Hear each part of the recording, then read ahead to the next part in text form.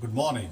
आज हम लोग जैव प्रक्रम के अंतर्गत नए टॉपिक नियंत्रण एवं समन्वय, कंट्रोल एंड कोऑर्डिनेशन का अध्ययन करेंगे। ये नियंत्रण और समन्वय है क्या?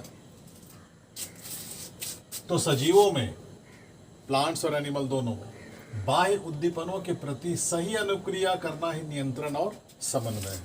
अगर बाहरी उद्दीपनों के प्रति हम सही अनुक्रिया करते हैं तो ये कंट्रोल होता है और कोऑर्डिनेशन होता है।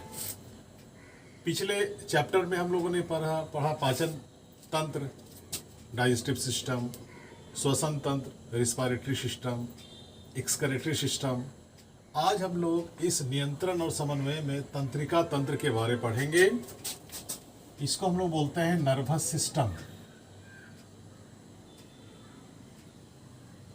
नर्वस सिस्टम कहने का मतलब है कि हम बाहरी सूचनाओं को कैसे ग्रहण करते हैं और उन सूचनाओं का स्थानांतरण कैसे होता है।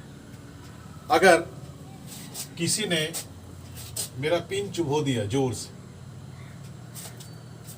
ये पिन चुभो दिया, तो ये जो पिन जो मैसेज है ये तंत्रिकाओं द्वारा ये हमारे मस्तिष्क तक जाता है और ये पता करता है कि इस पिन से हमको दर्द हो रही है, इसको हटा लिया जाए। तो तंत्रिका तंत्र की संरचनात्मक तथा क्रियात्मक इकाई को हम लोग न्यूरॉन कहते हैं।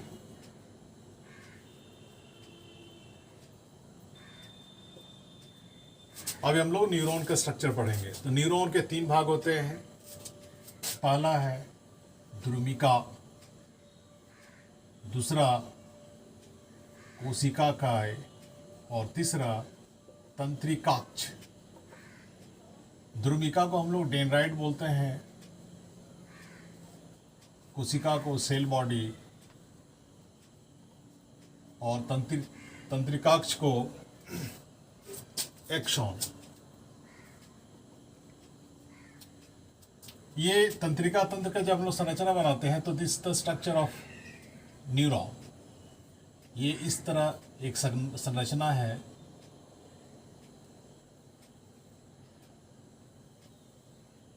जिसका एक केंद्रक होता है।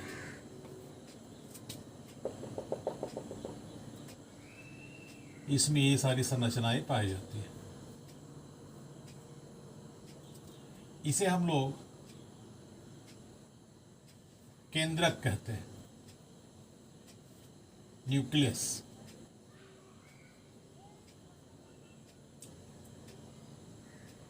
ये जो सारी संरचनाएं हैं इनको डेंड्राइट कहा जाता है और इसे कोशिकाएं कहते हैं। यहाँ पे एक संरचना पाई जाती है और ये जो संरचना है इसे हम लोग तंत्रिकाक्ष कहते हैं।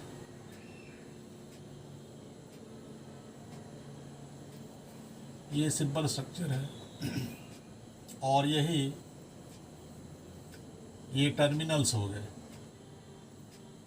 जो आगे सूचनाओं को बढ़ाती है। यहाँ पे एक संरचना है दो, जिसको हम लोग बोलते हैं नोड ऑफ रैनवियर। एक प्रश्न आता है कि दो तंत्रिकाओं के मध्य खाली स्थान को क्या कहते हैं? इंपॉर्टेंट क्वेश्चन है। ये एक तंत्रिका है और दूसरी तंत्रिका इसके साथ लगी हुई है। तो दो तंत्रिकाओं के मध्य खाली स्थान को हम लोग सिनैप्स, अंतर्ग्रहण कहते हैं। दो तंत्रिकाओं के बीच खाली स्थान, ये तंत्रिका, ये न्यूरॉन की संरचना है और दो तंत्रिकाओं के मध्य खाली स्थान को हम लोग सिनैप्स या अंतर्ग्रहण कहते हैं। अब जो भी सूचनाएं हैं जिसका स्थानांतरण एक से दूसरे में होता है तो ये किस तरह से करता है? यहाँ से एक न्यूरॉन, दो न्यूरॉन ये चला जा रहा है तो इसका कार्य ये हुआ कि सूचनाओं को विद्युत आवेग के रूप में, इलेक्ट्रिक इम्पल्स के रूप में शरीर के एक भाग से दूसरे भाग तक स्थानांतरित किया जाता है और इसका नियंत्रण मानव मस्तिष्क के द्वारा होता है। हम लोग जब मनुष्य का अध्ययन करते हैं कि मनुष्य के केंद्रीय तंत्रिका तंत्र का मुख्य अंग क्या होता है, तो मुख्य अंग होता है ब्रेन, जिसको हम लोग मस्तिष्क बोलते हैं।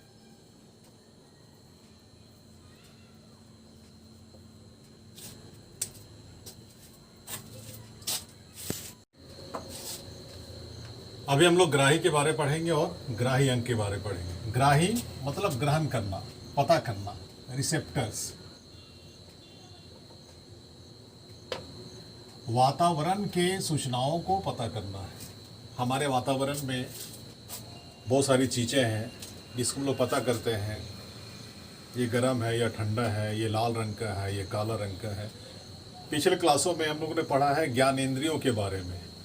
उसी ज्ञानेंद्रियों का अध्ययन हम लोग इसमें करेंगे कि ये सूचनाओं को किस प्रकार से पता लगाते हैं और सूचनाओं को हम लोग कैसे ग्रहण करते हैं।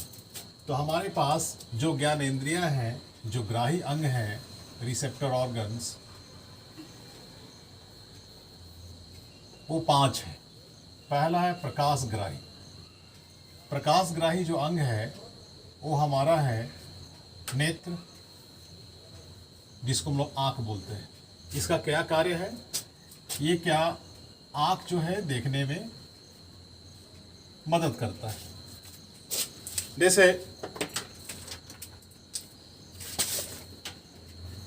हमारे पास इसको हम लोग देख रहे हैं, ये दिख रहा है लाल रंग का है।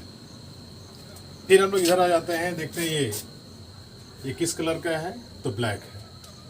उसी प्रकार जिसको हम लोग देखना चाहेंगे तो ये देखते हैं कि नहीं, ये मेरा ब्लू है, ये मेरा वाइट है। और ऐसे भी इस वीडियो में जो हम लोग देख रहे हैं, जो लिखा हुआ चीज़ है, ये जो प्रकाश आता है उसका रिफ्लेक्ट होता है और जो हम लोग देख पाते हैं अपनी आँखों के द्वारा, इसको हम लोग बोलते हैं प्रकाशग्राही अंग। दूसरा मेरे पास श्रवणग्राही, जो सुनना है।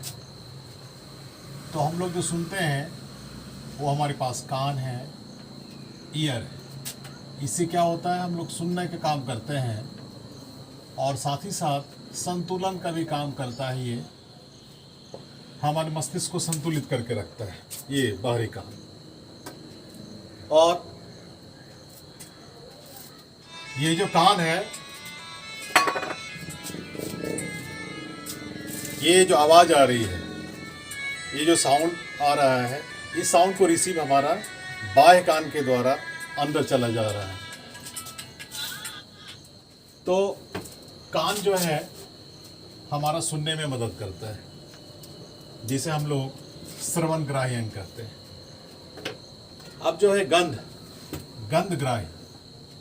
तो हम लोग गंध किससे पता करते हैं, तो हम लोग गंध पता करते हैं नाक से, नोज से। ये गंध का पता करता है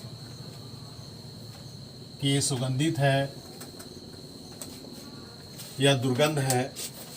जैसे मेरे पास ये अगरबत्ती है, ये विसरण विधि द्वारा इसका धुआं जो वातावरण में जा रहा है, तो हमारी नाक के द्वारा ये हमारा जो अंग है, हमारा जो रिसेप्टर ऑर्गन नाक है, ये गंध को रिसीव करता है। और ये गंध को रिसीव करता है तो कहने का मतलब ये यहाँ से जाकर फिर वो मस्तिष्क में जाता है और वो मस्तिष्क को बताता है ये गंध कैसा है। जैसे मान ले तुम लोग आँख के बारे चर्चा किए, तो आँख में हम किसी ऑब्जेक्ट को देखते हैं और ये ऑप्टिक नर्व के द्वारा ये मस्तिष्क तक चला जाता है और ये पता करता है कि ये मेरा किस तरह का ऑब्जेक्ट है। क्योंकि फिजिक्स में हम लोग पढ़ते हैं तो देखते हैं कि नहीं, इसको मैंने देखा, ये ऑब्जेक्ट, इसका प्रतिबिंब हमारा मानव नेत्र के रेटिना में उल्टा, वास्तविक उल्टा और छोटा बना और इसे ऑप्टिक नर्व के द्वारा पुनः मस्तिष्क तक ले जाया जाता है और बोलता है कि नहीं, इसे इस आकार में देखिए। इसके बाद है स्वादग्राही। तो स्वादग्राही जो अंग है वो है मेरा जीभ, टंग। ये स्वाद का पता लगाता है। जैसे हम लोग चीनी खाते हैं तो चीनी मेरा हो गया मीठा, और हम लोग मिर्चा खाते हैं तो तीता है।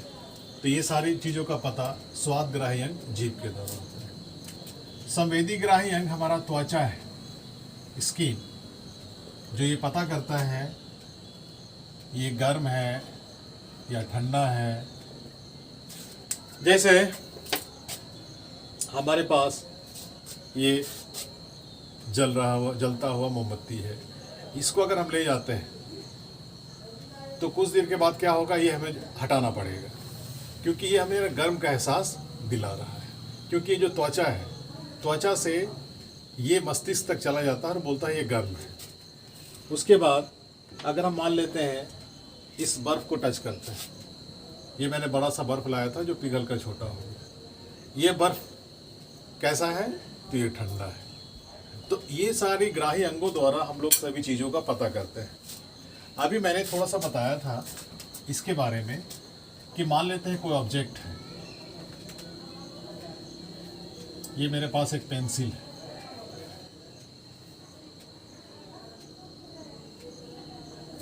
ये पेंसिल को हम देख रहे हैं,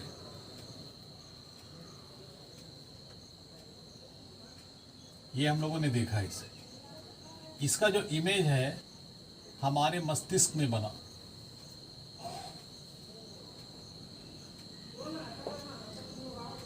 ये मस्तिष्क में बना तो मस्तिष्क के पहले जब आँख में इसका प्रतिबिंब बनता है तो ये छोटा और उल्टा प्रतिबिंब बनता है। फिर इसी को ऑप्टिक नर्व के द्वारा ये ब्रेन में चला जाता है और ये बताता है कि हमारा जो पेंसिल है, पेंसिल इस आकृति का है। तो इतनी सारी क्रियाएं होती है। तो हमारे पास कितने सारे ग्राही अंग हो गए, तो there are 5 organs. One is eye, ear, nose, tongue and skin. इसे हम लोग ज्ञानेंद्रिय भी कहते हैं।